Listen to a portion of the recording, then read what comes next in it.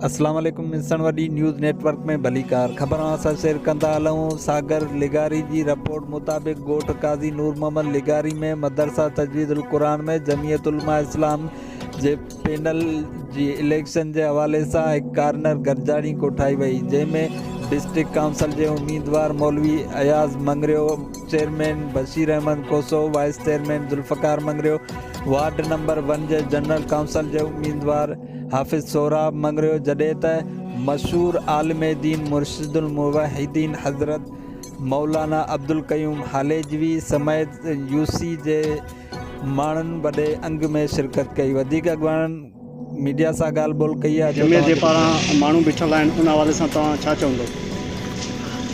बिस्मिल्लाहिर्रहमानिर्रहीम। जमीयत उलमा इस्लाम बलदियाती इलेक्शन जेका 24 जुलाई ते हिननि ज़िलनि में थी रही है, भरपूर हिस्से वठण जो फ़ैसिलो कयो आहे।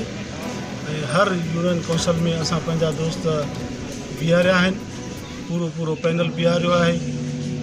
किथे किथे असां ये भी कयो आहे जो कंहिंसां आज़ाद धुरनि सां, छोकी बलदियाती इलेक्शन क़ौमी ऐं बिरादरी बुनियादनि ते थिए थी, असां उते कंहिंसां ठा भी कयो आहे कि आज़ाद आहिनि या कि पार्टियुनि वारा आहिनि, जेके ठहिया आहिनि उन सां ठहिया आहियूं, ऐं जिथे न ठहिया आहिनि उते असां मुक़ाबिलो भी कयो आहे। पंहिंजो पूरी यूसी ते असां पंहिंजा पैनल बीहारिया आहिनि, ऐं इंशाअल्लाह असांखे हिन दफ़े असांखे पूरी भरपूर हिन इलाइक़नि में जा, हिननि ज़िलनि में जा असांखे उम्मीद आहे त असांजा दोस्त इंशाअल्लाह किताब जे निशान ते कामयाबु थींदा।